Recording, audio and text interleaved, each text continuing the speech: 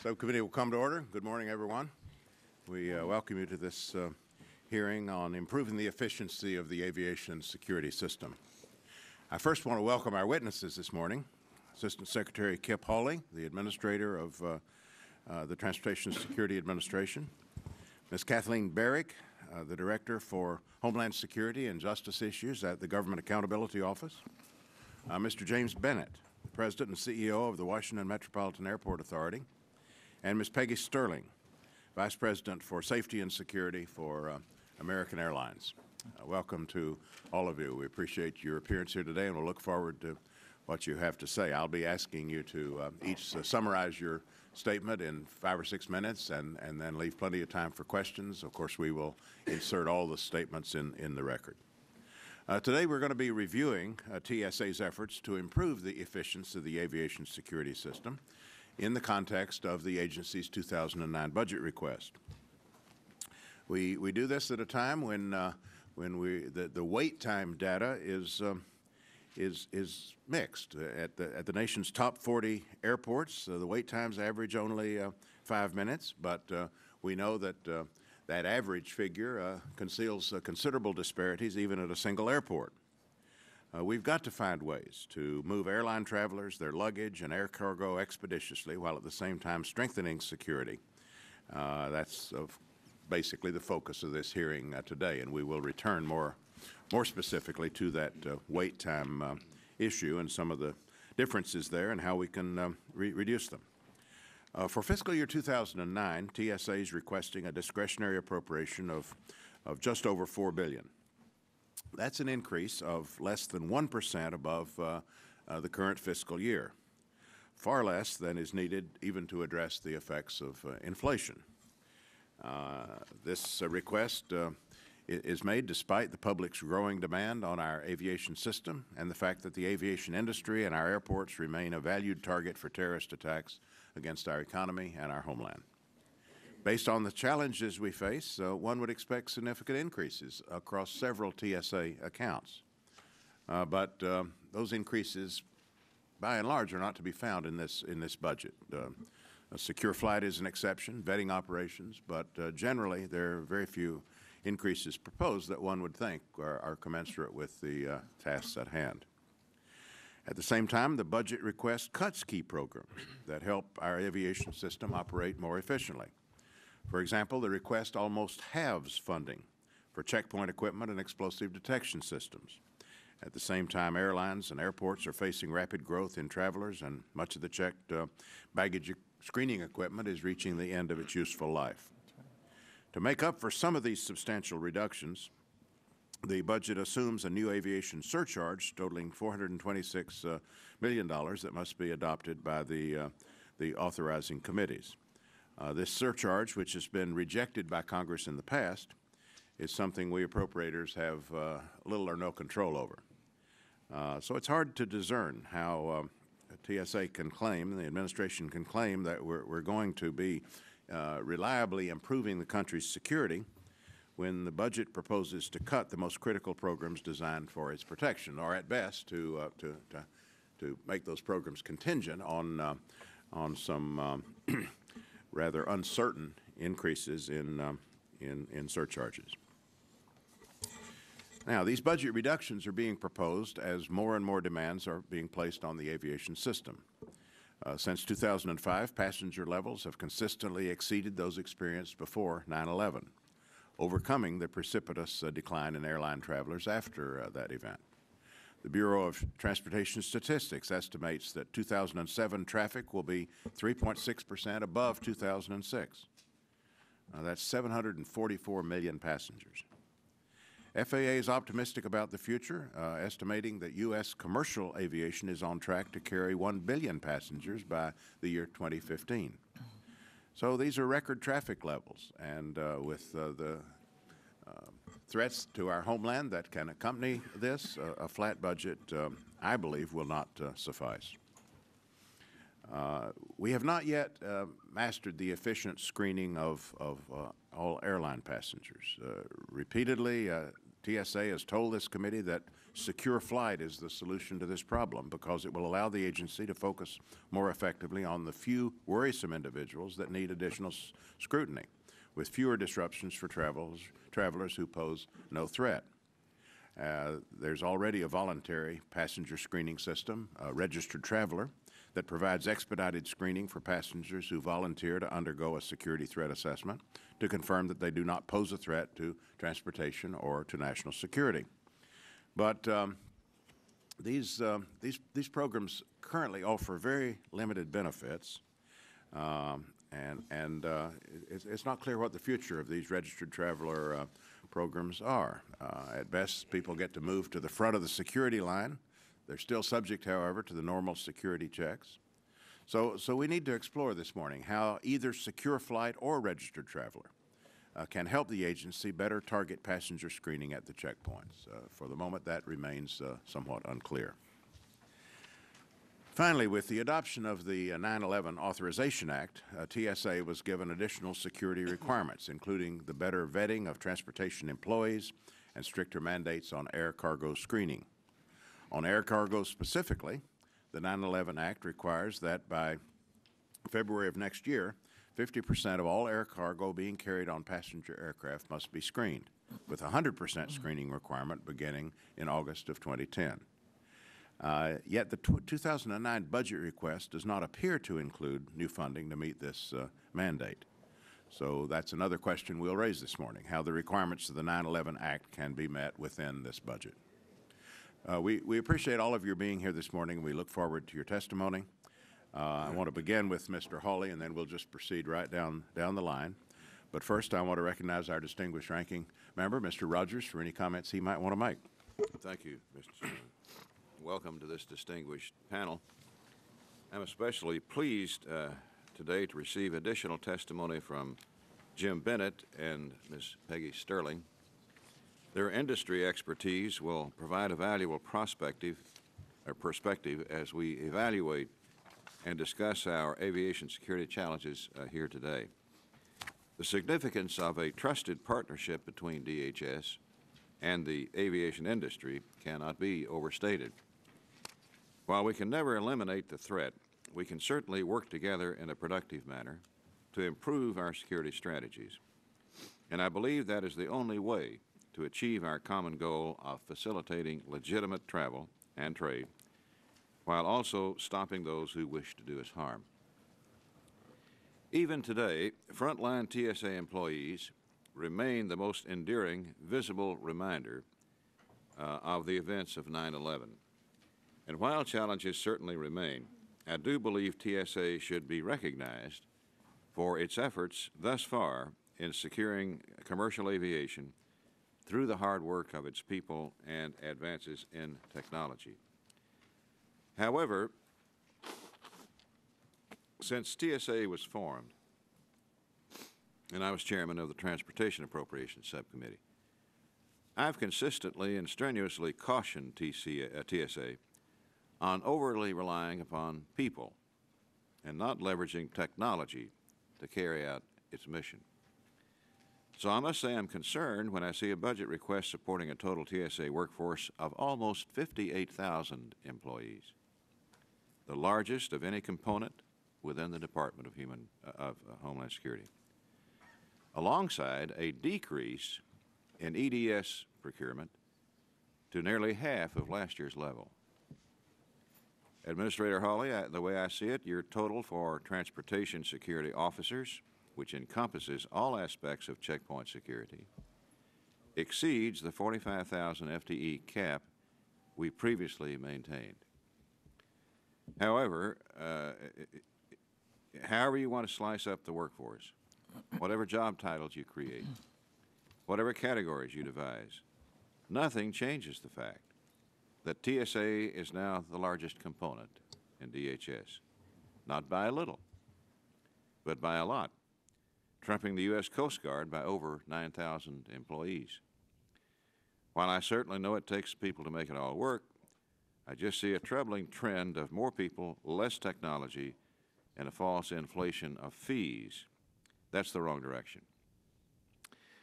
Now, I realize TSA is attempting to offset this reduction with an increase in mandatory fees. Well, let me just say again, we've been down that road before. There you go again. And until the authorizers weigh in and actually approve the proposed passenger surcharge, I'd say such a proposal resides only in fantasy land. So I like to call it as I see it, and what I see troubles me: a staff-centric budget, a declining investment in EDS procurement, and a funding proposal that's unlikely to see the light of day. Now, despite this fee proposal and the imbalance of resources, there are some encouraging developments and signs of progress to note.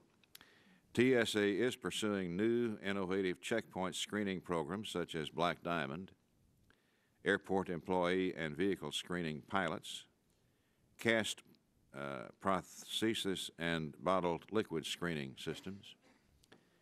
And TSA is also deploying new technologies for passenger and baggage screening, such as whole body imagers, new reduced size EDS systems, millimeter wave portable technology, and advanced technology X-rays. Furthermore, as I noted earlier this month, programs such as TWIC and Secure Flight, programs that were honestly going nowhere just a few years ago, are actually gaining traction and showing some initial results.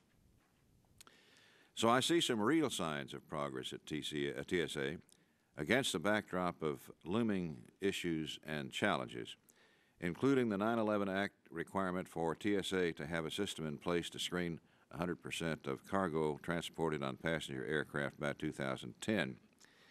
No small chore by anyone's estimation. So what I'd like to hear today is how TSA is meeting these challenges and how the fiscal year 09 budget can actually move TSA forward.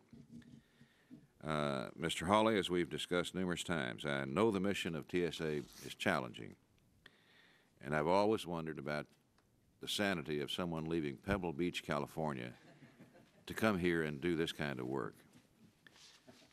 But I know you, and I know you're perfectly sane. So I'm looking for other disabilities.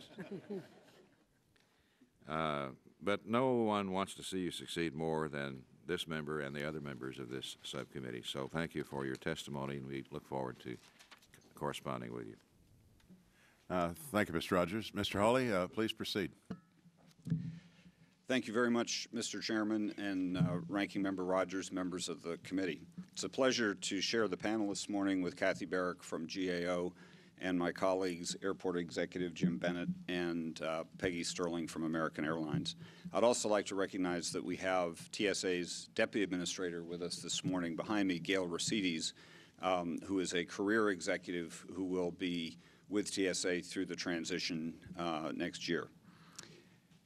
As we discuss the President's fiscal year 2009 budget proposal here this morning, I'd like to point out a few of the things that are going on right now as we speak. We have thousands of federal air marshals around the world performing their missions based on the latest intelligence.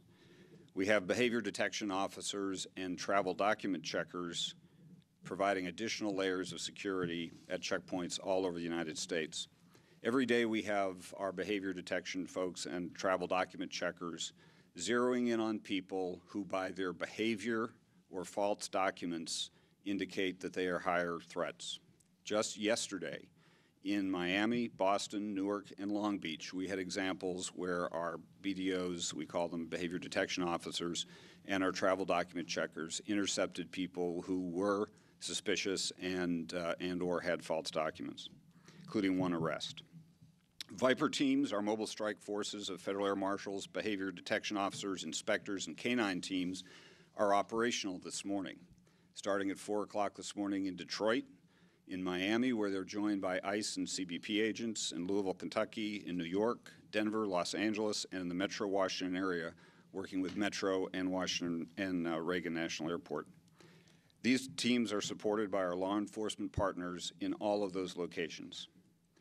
Our mobile employee screening teams are out right now screening airport employees and performing vehicle checks across the country.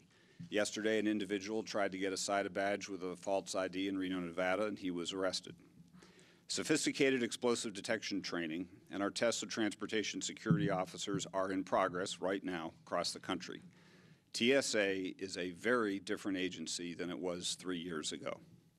All of these capabilities have been started or significantly enhanced by this committee's support over the past 3 years. I appreciate that support and the partnership with this subcommittee.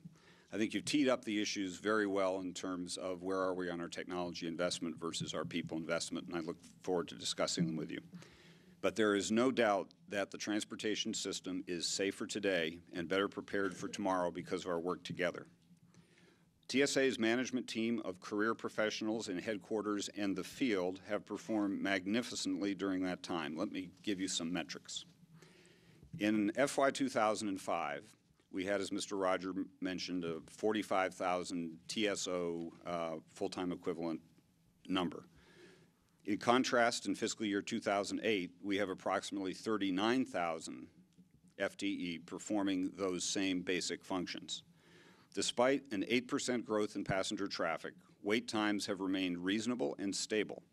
Over the peak holiday period between Thanksgiving and New Year, 98% of travelers had wait times less than 20 minutes. And the chairman mentioned in his opening remark the reports on average wait times.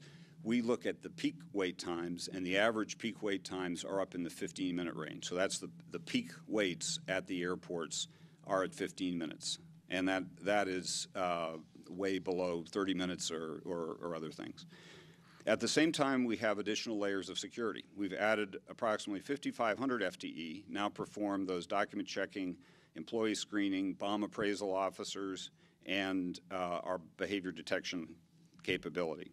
And as you have directed, TSA is providing better and smarter security for more travelers with the same 45,000 FTE provided in FY 2005. And the difference in numbers that Mr. Rogers mentioned too has to do with the supervisors. We didn't change the definition. The supervisors are what make the number in FY 09 look above 45,000.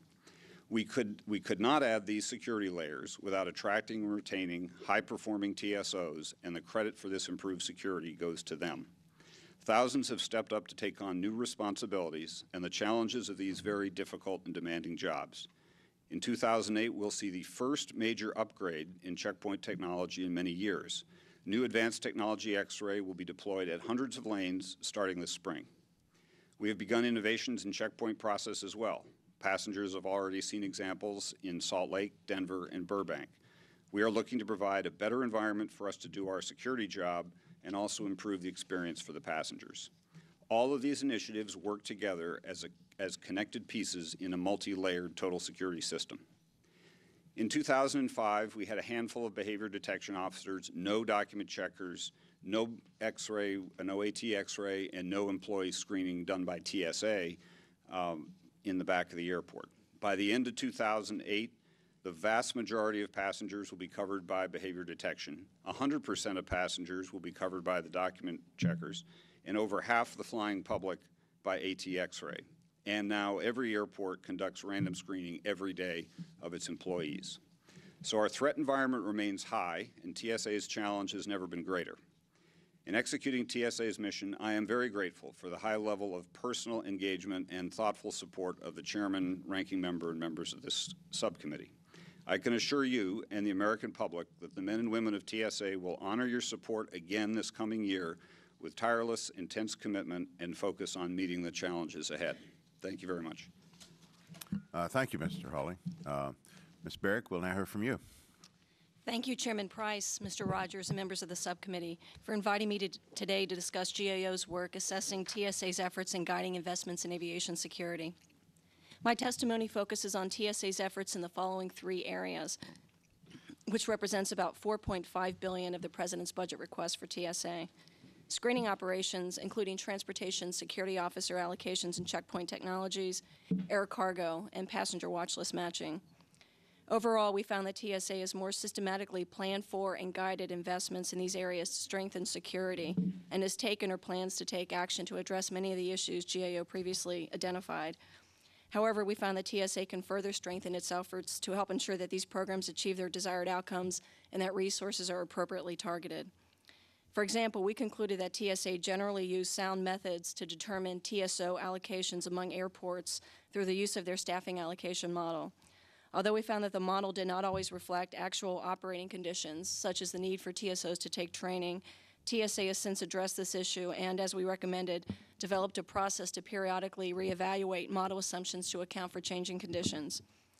TSA also implemented or expanded several workforce initiatives involving TSOs to further strengthen security, including travel document checker, behavior detection officer, and bomb appraisal officer initiatives, among several others. With respect to checkpoint screening procedures, we reported that TSA could improve its process for evaluating the effectiveness and impact of significant procedural changes before implementing them nationwide. For example, we found that TSA did not always conduct the analysis necessary to determine whether key procedural changes would have their desired impact. We recommended, and TSA agreed, that the agency develop sound evaluation methods to test significant procedural changes before they're implemented.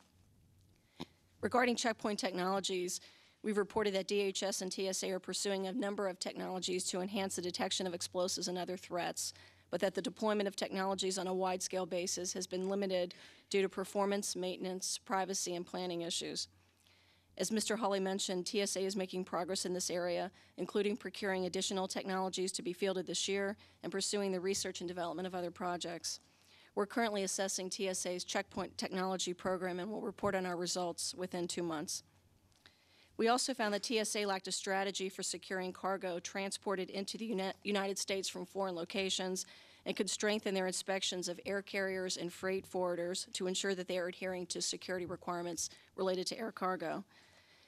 We also reported that DHS and TSA are pilot testing a number of technologies that can be used to screen cargo, but their efforts are in the early stages.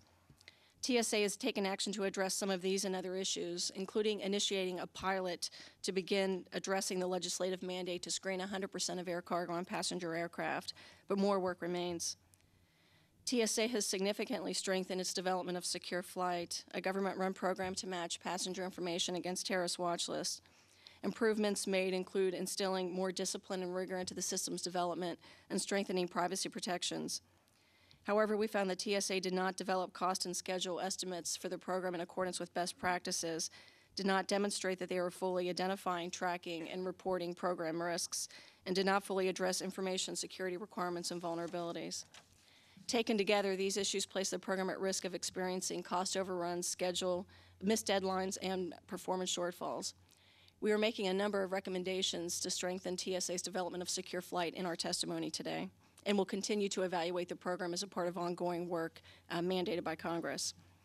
In closing, TSA has made considerable progress over the past year in systematically planning for and guiding investments to strengthen security, and is continually taking action to strengthen security in the areas I mentioned today.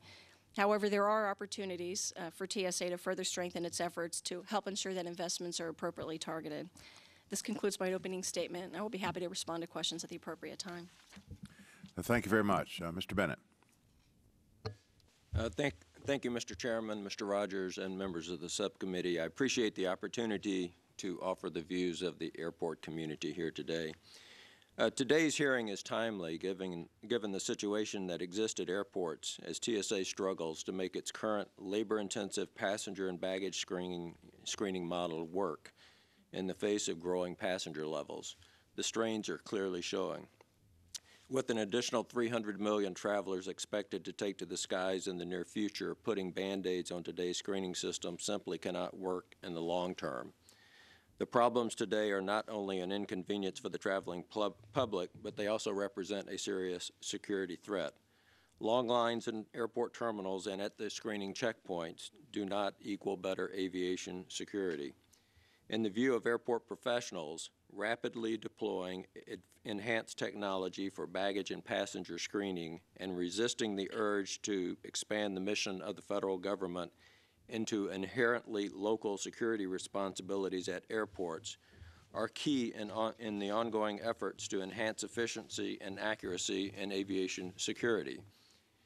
In the checked baggage arena, the benefits of moving explosive detection equipment from crowded airport lobbies into the integrated inline systems are evident.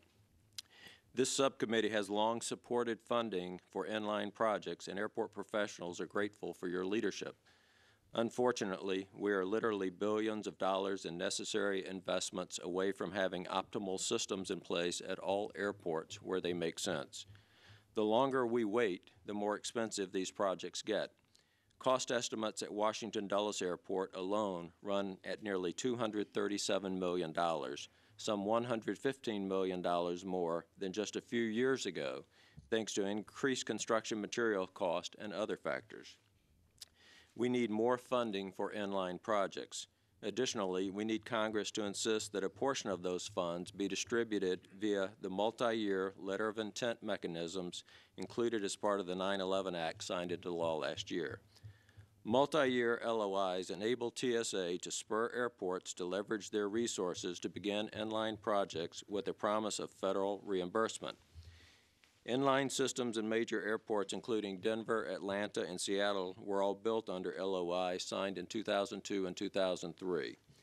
At many larger facilities like Washington Dulles, the LOI approach is one of the few viable options that exist for moving forward with inline systems.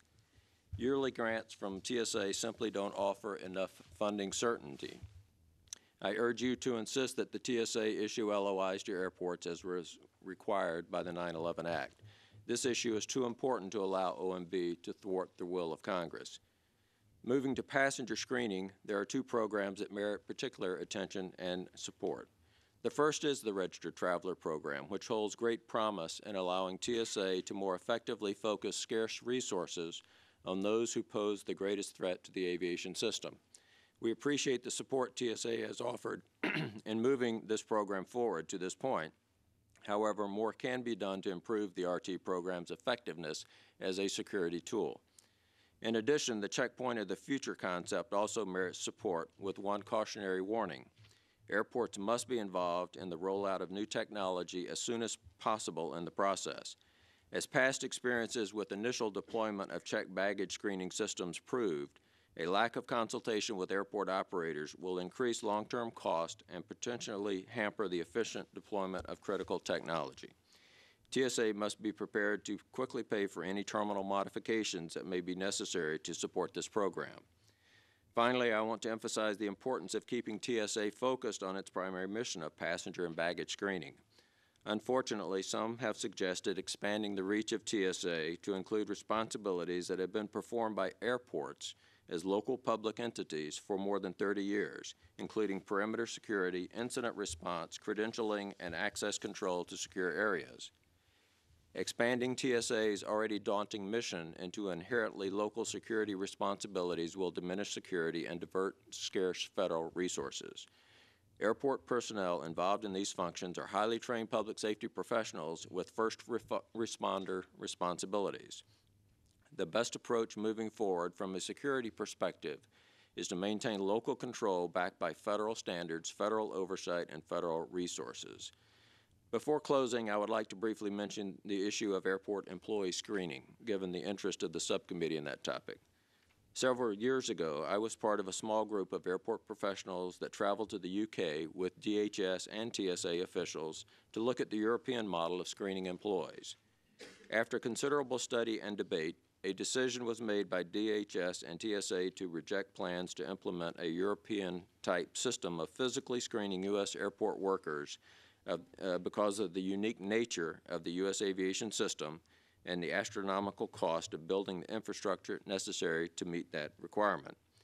Airport professionals agree with the decision and believe that 100% physical screening of airport workers would result in the diversion of billions of dollars of scarce resources with little, if any, security benefit. In our view, the best approach to addressing the insider threat while improving the aviation security environment is through the deployment of sustainable approaches, including enhanced background checks for workers, increased random physical inspections, and additional technology in the field. Airport professionals are committed to the continued improvement of security at their facilities. We pledge our continued support to TSA and this subcommittee in achieving our shared goals of a more secure and efficient aviation system. Thank you, Mr. Chairman. Look forward to answering any questions. Thank you. Ms. Sterling? Good morning, Chairman Price, Ranking Member Rogers, and members of the subcommittee. Thank you for the opportunity to testify on efforts to improve the accuracy and efficiency of aviation security. As the Vice President of Safety and Security for the nation's largest airline, let me assure you that we at American Airlines have the safety and security of our passengers as our top priority. We fly more than 250,000 passengers on over 4,000 daily flights. We could not meet this challenge as successfully without the leadership of Assistant Secretary Kip Hawley. While we may not always agree on the best way to tackle a particular challenge or who should pay for a given government mandate, his unwavering dedication should be applauded. My testimony today focuses on where we believe the accuracy and efficiency of the air security system can be improved. I do not speak for the entire industry, but rather offer one carrier's perspective. Overall, when the industry has been allowed to provide input into pending security changes and has been afforded an adequate and reasonable implementation period, TSA has achieved better results. Let me begin with the topic of watch list and secure flight. Almost 7 years after the attacks on 9/11, compiling a comprehensive, accurate, and manageable watch list, as well as an automated real-time passenger vetting system, has continued to challenge DHS. Under significant congressional pressure, DHS has recently taken a more systematic and coordinated approach to the creation and management of a single terrorist watch list and a name check system across the department. In particular, we applaud DHS for combining CBP's AFIS Quick Query system with TSA's Secure Flight Initiative to the maximum extent possible. While we support both initiatives, the cost of the airlines in reprogramming our reservation systems is significant. Reprogramming to conform CBP's requirements will require increased staff and cost American Airlines over $1.7 million. As DHS moves to implement secure flight, we urge that it consider the magnitude of programming involved and not publish an unrealistic implementing deadline. Our customers' perception of TSA are formed by their experience at the checkpoint. How TSA performs is dependent upon its staffing levels at a particular airport and on the deployment and adequate maintenance of technology. We fully realize that TSA does not have endless resources. TSA has made progress in developing a staffing allocation model. It is important for TSA to prioritize efforts at those airports where staffing is inadequate to meet passenger demand. In contrast to other hubs, Miami has consistently experienced customer wait times, missed flights, and passenger dissatisfaction. We have been in discussions with TSA on ways to best meet the hiring challenges it faces in Miami. More broadly, deploying new technology would continue to increase TSA's efficiencies. At those airports that now have inline EDS, we have experienced substantial gains in baggage throughput and a reduction in staffing demands on TSA. This subcommittee has been a long advocate for the rapid installation of inline EDS through multi-year LOIs. On behalf of American Airlines, we thank you. Miami has applied for a multi-year LOI to fund an inline system. We strongly support this application. In light of the overall staffing challenges TSA continues to face, we also believe that 100% physical screening of airport employees is both unrealistic and counterproductive. Simply put, funneling employees through passenger checkpoint lines only serve to put more hay in the proverbial haystack. Instead, TSA should develop and fund a mandatory federal airport ID badge. The current piecemeal approach to security badges is simply not acceptable. Under a uniform system, TSA could develop credentialing, background check standards, and a continuous monitoring process that would, for example, allow free movement of flight crews from airport to airport. Turning to air cargo, in order to ensure that a 100% screening regime actually adds to the level of security intended with minimal disruption and operational impact, we believe the following 3 key points need to be considered and addressed. Number 1, TSA must continue to work in consultation with all stakeholders to develop effective and realistic operating procedures. Number 2, TSA's proposed certified cargo screening program must be implemented in a fashion that spreads the 100% screening of requirement across the supply chain. Without this, 100% cargo screening will fall solely on the carriers, which will require and create major disruptions in service, impede the flow of cargo at acceptance, and significantly increase carriers' cost. Number 3, TSA must continue to support and develop technology that is effective for cargo screening. Absent new technology, TSA must develop protocols that will allow the use of existing technology for more effective screening of bulk and palletized cargo.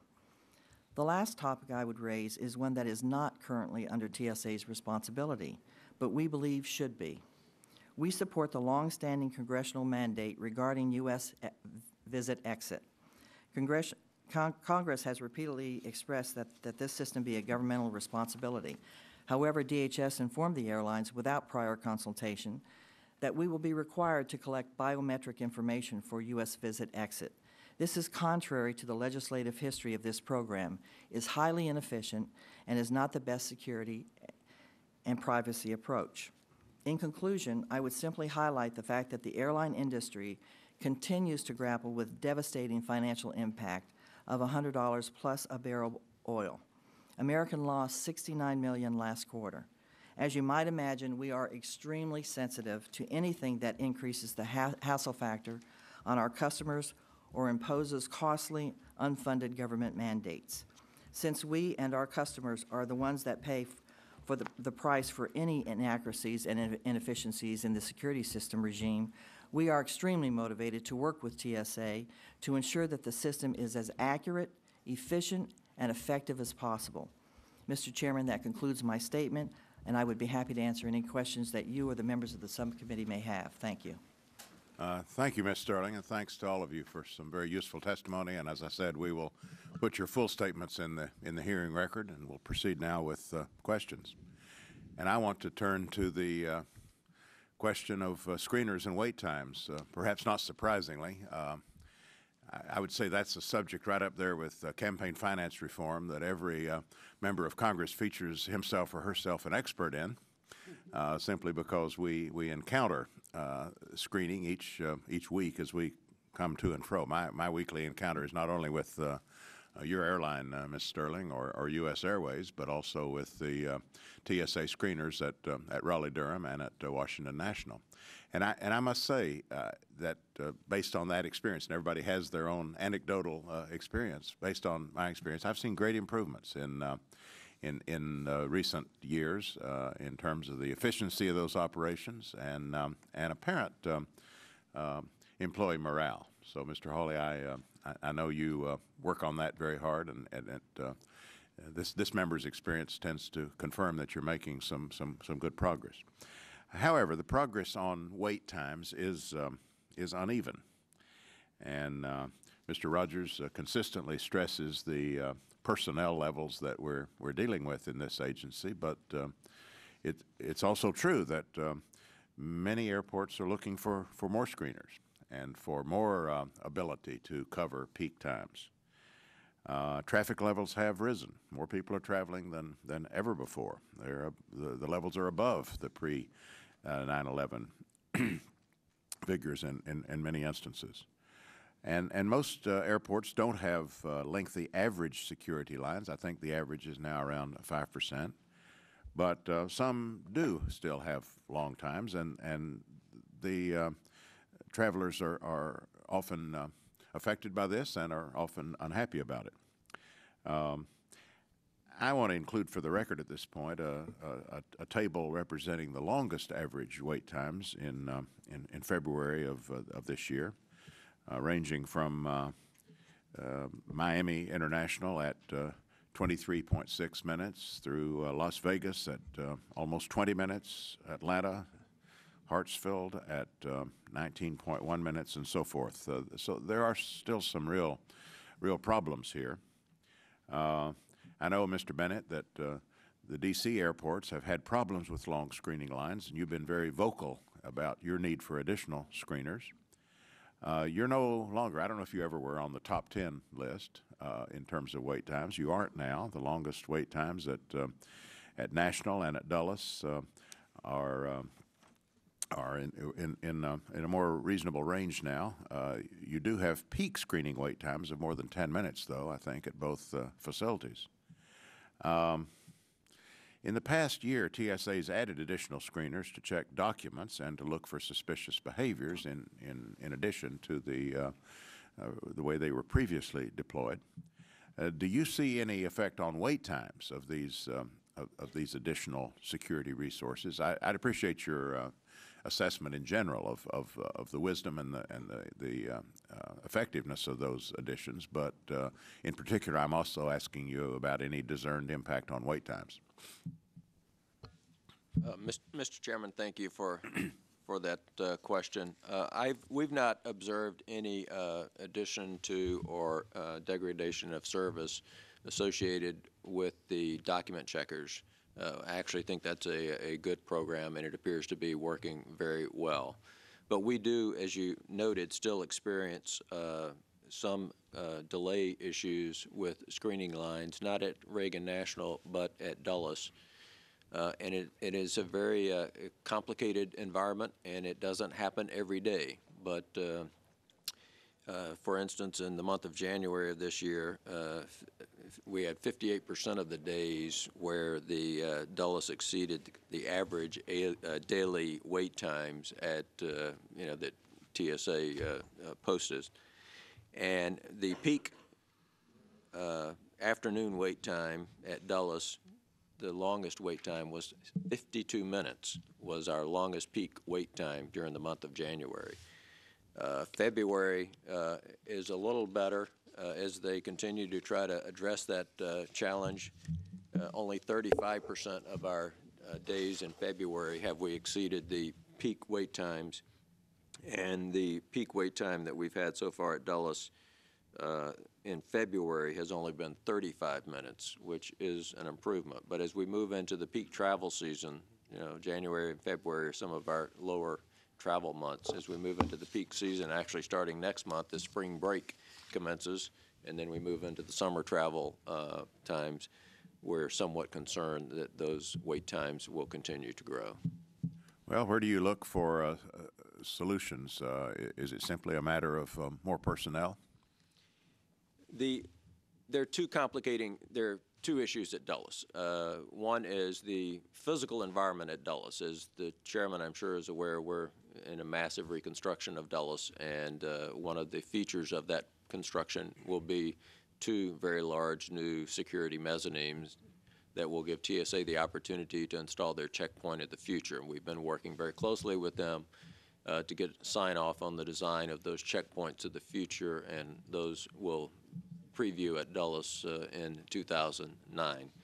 But the other is staffing issues and trying to make sure that all of the lanes that we do have available are open in anticipation of the peaks. Once you get behind, if you can't get the lanes open in time, once you get behind, you never recover, and that's unfortunately what happens from time to time. Ms. Sterling, I know your airline serves Miami Yes. with a number of flights each day, and you single out Miami for what you refer to as the longer customer wait lines, the missed flights, and the passenger dissatisfaction. You note that the wait times are the worst nationwide, well above the 5-minute average. I wonder if you could just take Miami as an example, or if you want to choose another example, that's fine. But what, from your viewpoint, needs to be done to improve the situation? Again, is it personnel? Is it other factors that you believe need to be addressed? Let me just say that I work very closely with the TSA, and I would like to recognize the fact that through their manning allocation model and through some of the new initiatives that they are putting in place, I think that there is progress that is being made. They are looking at full-time employees with split shifts. They're looking at additional part-time hiring. And I think as they proceed down that road, I think it is going to help the airline industry to be able to cover the peak hour demand at the checkpoints. Additionally, I think there are some efficiencies to be gained in terms of how the checkpoints are actually managed in terms of the process itself. And I know that the optimization team by the TSA has spent many hours in Miami with actually our team as well in sorting through how we could collectively improve that process. So I think that with all of the efforts that are joining together in a place like Miami, where we have facility challenges, we have limited throughput capability, but we also work together to make sure that we are addressing the staffing issues that we have there. Hiring in the Miami area is a challenge for a lot of corporations, and I think that being focused on gaining part-timers, they initially were at 2%, they're now at 20%, and they're moving towards 30%. And I believe that if they get their 30% part-time in place, I think we will see a change in the wait time in Miami. So from my recommendation, and I was just in Miami not 2 or 3 weeks ago, working with the TSA, meeting with the TSA on improvements and redesign of what they have there in terms of their process. We are working with the optimization team to make that happen. Part-time employees are an essential piece of peak hour coverage and staffing. Mr. Hawley, the Miami case does raise the question of the way wait times figure in your determination of where to assign screeners, because, as you know, Miami actually has had a significant reduction in screeners in the last couple of years. According to our figures, Miami had 1,698 screeners in 2005, has only 1,167 now. Any obvious explanation for that, but particularly as it relates to what we've been discussing? Sure. First off, security is our top priority, and our job is to stop attacks that would be in progress, disrupt those that might be being planned, and that is the focus that we have our security officers on. And I think it's important when we're looking at the wait time discussion to understand what the mission is here, and that is our mission. And I've said to our officers, it's our job at the senior management level to get the right staffing and get the process right. It's your job just to focus on your security assignment. And so it's very important that we keep that message clear.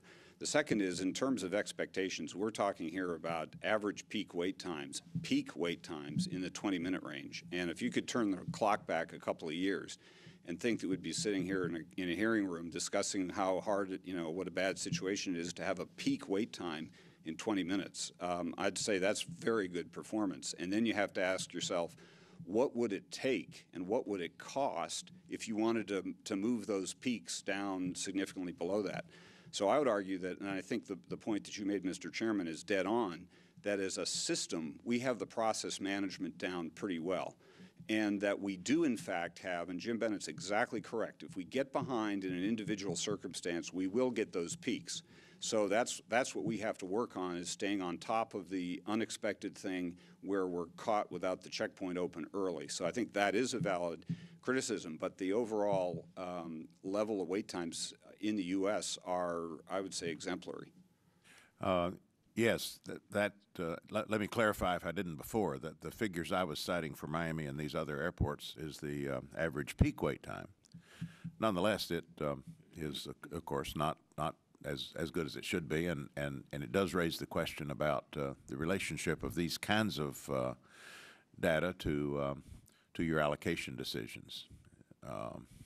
Well, we've gone to, as Peggy Sterling mentioned, we've changed our workforce from only 10% part-time to about a quarter or above part-time and split shift, which allows us to have the folks there for the peaks and not have to pay for, building the church for Easter Sunday. So that is a particular mechanism that we've done. And I'd also like to add in that the additional security of the behavior detection officer and the document checker, those are additional levels of security, very significant additional security measures that are in place today that weren't in place 3 years ago, and we've done that without interrupting the wait times. So I think that's something from the management side of which we're very proud.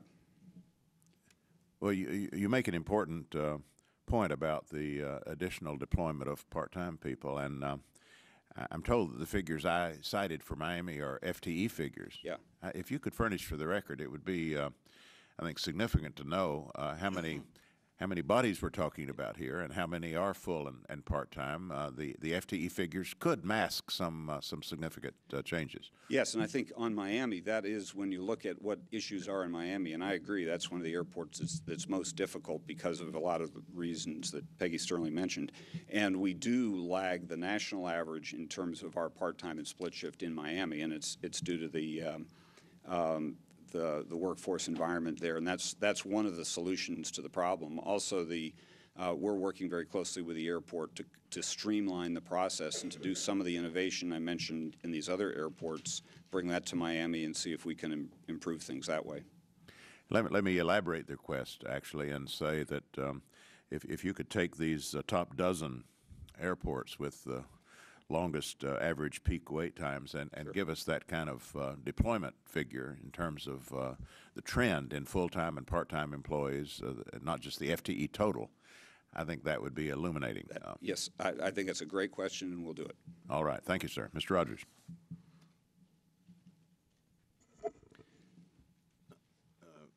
Ms. Tolley, you have done a remarkable job during your tenure at TSA. The chairman alluded to it, and I do too. It's been a remarkable management job of which you are an expert. But I want to congratulate you on the good work that you've done and are doing and the way that you're handling it. Having said that, First of all, thank you.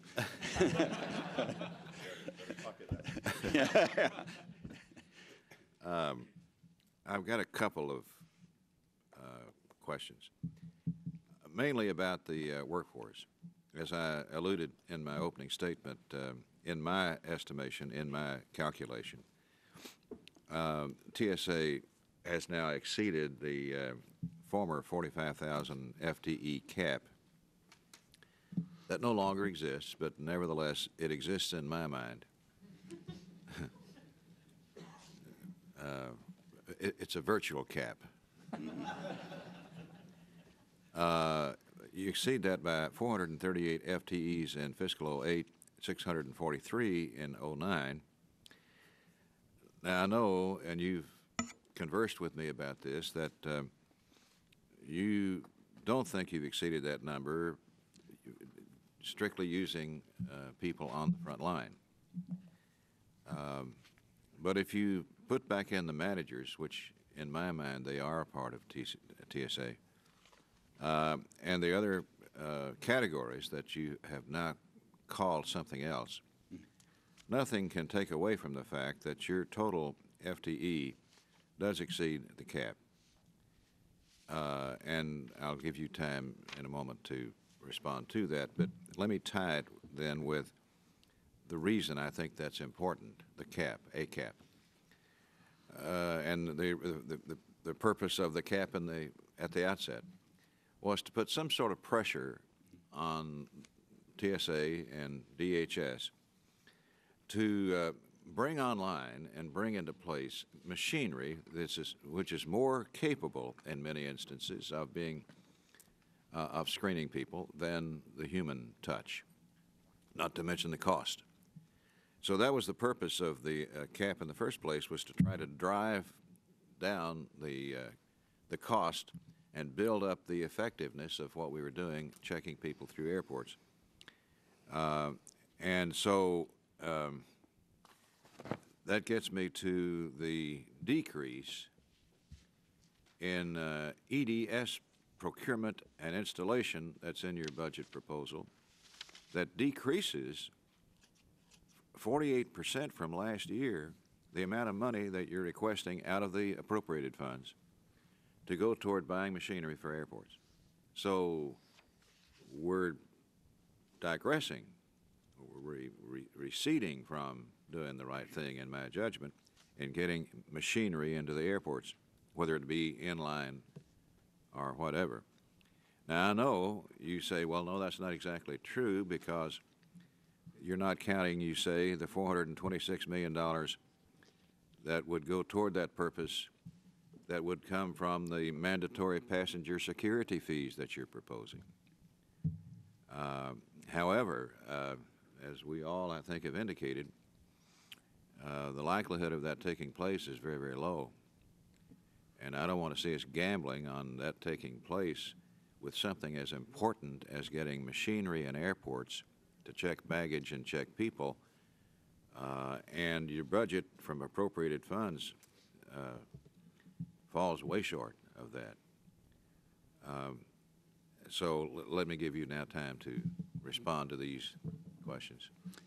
Yes, thank you. And I'll break them up into the passenger checkpoint and the baggage. And I do understand your point about, hey, I thought we were going to be buying a lot of technology and that would allow us to make it less dependent on large numbers of people. The issue at the passenger checkpoint is that the vulnerability in the person, somebody carrying something with them, is going to be solved by technology when we have something that will screen the individual in a privacy-friendly way fast enough to be able to keep up with the throughput. And we're now just entering that period where we're going to be operationally deploying the millimeter wave portal that we've been testing. And still, that is not going to be an efficiency accelerator. It still takes a relatively long time, 20 seconds, say, to process a person going through that. So the technology curve is still too far away to get the effective screening we need and accelerate and be able to reduce the number of people at checkpoints. We are in the AT X-ray. One of the features of the AT, in addition to being extraordinarily better than what we have today, is that it will allow officers to make a very quick resolution and, in fact, have fewer bag checks. When we get to the point of the computers being able to do it automatically, that would be the next step. On the baggage, I agree with you. That is the opportunity we have to deploy technology and reduce our headcount requirement. The difference we have on the funding is with the reason that we went with the fee in this budget, or the surcharge, is that if you look, the problem, I think we agree, is money. We need to get a lot of money as fast as we can get it applied to this problem. And in our judgment, pumping in $400 million in cash above the 400 appropriated funds every year for the next 4 years was a shot of cash that would buy down that risk and, in fact, complete the baggage rollout that we'd put in our strategic plan. So from our perspective, the budget that we sent forward, in addition to the $400 million of appropriated funds, with another 400 of these fee funds in cash, would allow the airports to move immediately to do the deployment. Then the issue of whether it's going to pass or not, I do understand that difference. But I think we agree that that is the opportunity to achieve headcount efficiencies through technology. Well, I hear you and understand you and appreciate what you're saying. And I appreciate all along your determination to get more money into procurement of machinery in the airports, which everyone admits is woefully inadequate, dangerous even. I guess what we're saying up here is the likelihood of that surcharge is probably really low. And my concern is, what if it don't happen? How are you going to make that up? We're going to work as hard as we can to get that surcharge in place. We are very mindful of the provisions in the 9/11 Act that discuss multi-year LOIs, and that is certainly something in the business model that we will explore as required. Our judgment is we want to first get after the cash right away, and that would be the best solution. If we have to go to other solutions, we'll work that too. Well, the LOIs, I've been an advocate of those from day one for years. And for a while, OMB saw fit to allow us to have a few, I forgot the number, 19. Essentially, which is to allow airports to use monies that they expect to receive from the government for renovations for safety, to receive that money up front, allow them to construct the improvements, and then pay back the bond, if you will, over a period of years. And then OMB clamped down and says no more, a couple or 3 years ago. But it's the only way, in my judgment, to allow the huge expenditures needed in these airports to go online, behind the wall. Admittedly, the most efficient, safe way to check baggage. I don't know how you get the kinds of billions of dollars we're talking about without some sort of bonding practice, which this really is. I would hope that OMB would see fit to allow that to happen.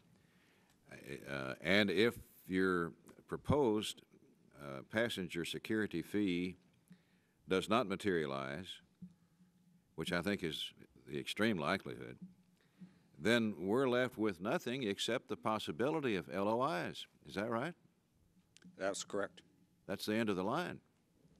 If you can't get the fee, and OMB says no more LOIs, what are you going to do about expanding and fixing airports? Well, the legislation in the last year has put aside the 20-year targeting of the $250 million a year, so we do know that we have an assured base level of support for this going forward, and that is, I think, a very good thing. And working with OMB, we've had a very productive business relationship on this particular topic, and the fact that we're able to, in our budget, put $800 million cash on the table for EDS right now, I think is something you wouldn't have expected out of OMB perhaps, but that we're working with them to get the best business solution. So we're mindful of what is in the law. We're mindful of the committee's position and direction, and we're pursuing what we consider to be the best way to solve the problem, which is put the most money as fast as we can. Well, I know your priority is the fee, and we understand that. But I'm sitting here saying I think you're barking up the tree where the squirrel's already gone, and we're going to have to find another way. Well, the 9/11 Act requires an allocation of no less than $200 million annually for letters of intent, and fund the cost shares of up to 90%. So it's in the law, and I would hope that we could get it done. Finally and quickly, how many of the top 30 airports have optimal inline systems in place now? I'd say 19 off the top of my head, but I'll 19. Out of 30? Yes, sir. Out of the top 30? Yeah. In passenger I believe so. levels? Yes. And beyond the top 30, how many airports that are appropriately suited for inline systems are still waiting for federal investments in those projects? We have that all in our strategic plan, so I don't have that off the top of my head, but it's I think we're well over 40 total in the inline system. That what? 40 what? 40 airports, 40 major airports with inline. That have inline now? I believe so. Yeah. Well, the bottom line is most all the larger airports do not have inline. I'm not talking about the top 30, top 50. I'm talking about the top 200. Yeah, right. That's correct. That are appropriately suited for inline. Exactly. So there's a backlog. How much money would it take, roughly, to fix those airports, let's say in the top 200? That's about a 1.8 billion. And that's what we have in the not to get back to the squirrel that's missing, but the $436 million times 4 is about what we figure would cover that top 200 airports with the optimal systems. Well, thank you. Thank you, Mr. Farr. Thank you, Mr. Chairman. Thank you for doing your job. I'm very proud to represent you. Perhaps Ms. Sterling could help us out by just getting a direct flight from Washington to Monterey, and we wouldn't have to have the 9-hour a week travel time. I would like to I have several questions, but I'd like to follow up on the chairman and Peggy Sterling's comment that TSA's opinion is formed by passengers at the checkpoint. And that checkpoint is not only outgoing, but it's incoming if you're coming in from an international travel. And so my questions are related to that. One is this, and I talked to you about this beforehand, but we've been talking about wait times. And let me just tell you what the passengers formed their opinion on January 18th. It was a Friday. It was snowed the night before, and it was at Dulles. And the West Coast flights leave early in the morning, all around 7:30. When I've see that every week, and I've never seen the kind of lines and backup. And talking with the United personnel, they indicated that because of the cancellations the night before, they had all their staff come in early and process passengers, because before you even get to the TSA check line, you've already had to get your boarding pass. So there's been time spent in that. And it was what really triggered my complaint to you was when I got through the line, and because I was a frequent flyer, I could get through the faster line. But when I entered the plane with my boarding pass, I asked the person giving I said, how many passengers are not, and I was there just at the 15-minute closing period. She said 80 passengers have not yet checked in.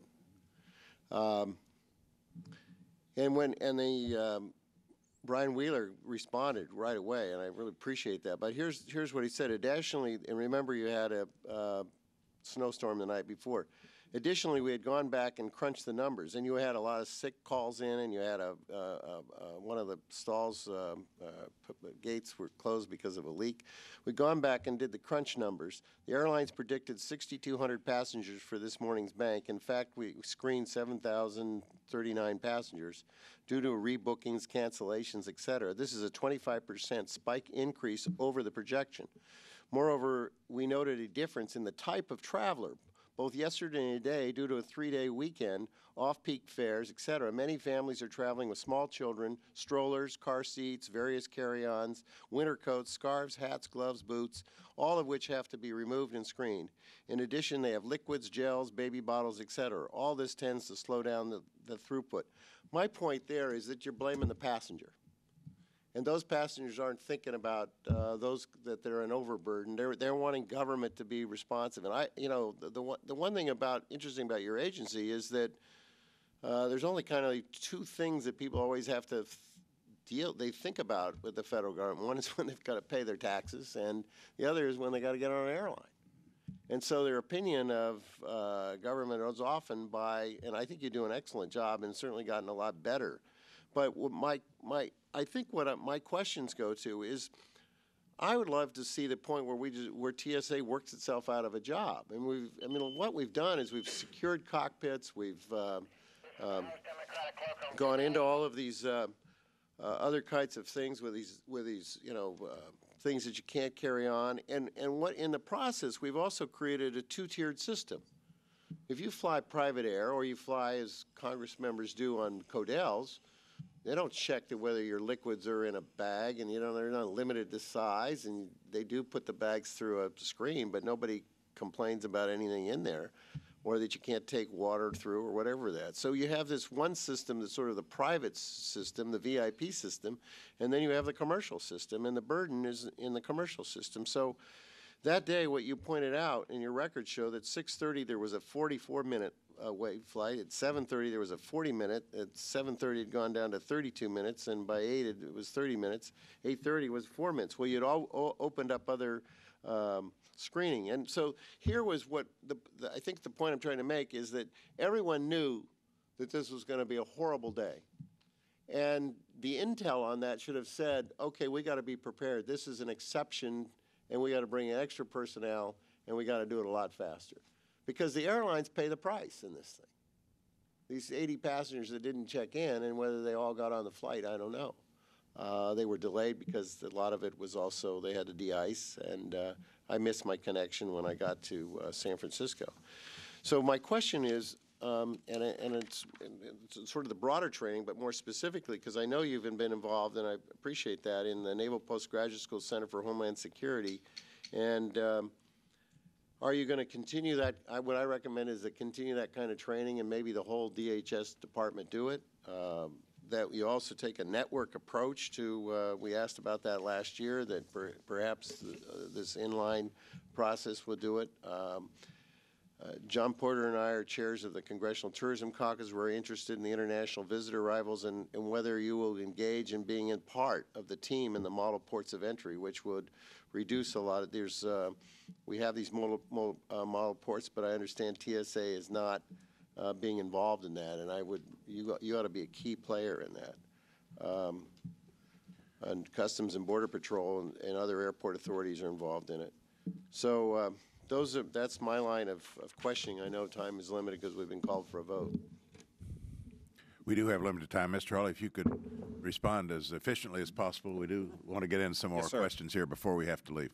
We will return after the votes, but I know Ms. Granger in particular needs to get her question in. Short answer on the Dulles story: the ball game is won at 4 o'clock in the morning, and if we get the lanes open with enough folks early, we manage it. If we don't, it backs up and doesn't get done. So it appears, without personally looking at it, that you just described a failure of screening, having the right people at the lanes open, and that does occasionally happen. But you're right, the process is we work very closely with the airlines when there's a snowstorm or any of that stuff to know how many people are rolling over to the next day. So system-wide, we are supposed to be able to handle those. I don't know specifically what went wrong there. On the NPS, yes, we are continuing to engage with them. The network thinking that they do there is extremely valuable. And the model ports, I had thought we were involved, but I'll look into that to make sure that we are in fact involved. The Naval Postgraduate was a question of getting all the rest of DHS. You know the value of that, and perhaps you could talk to your colleagues in other departments. Yes, sir. Thank you. Ms. Granger. Thank you so much. I appreciate it, Mr. Chairman. I appreciate all of you being here. I'd like to especially say hello to Peggy Sterling. She's a constituent of mine. She's has been overseeing Americans' excellent safety and security operations for many years. She doesn't look like she's been in the aviation industry for 30 years, but American is a huge corporate citizen in our district from Fort Worth. So I appreciate that. I'm going to go from wait lines with passengers to cargo. Secretary Hall, I just have a couple of questions, and it has to do with the Certified Cargo Screening Program. It should play a key role in cargo screening, and I know that the 9/11 Commission created the 100% cargo screening law, and I supported that. Currently, though, TSA approved screening technology for the industry for screening large pieces of cargo is limited, and I'm concerned about the availability of that technology to the carriers for screening. So my question is, since the program is voluntary, what are TSA's plans for supporting the passenger airlines as they screen those very large shipments without adversely impacting the supply chain? We're doing the fast answer.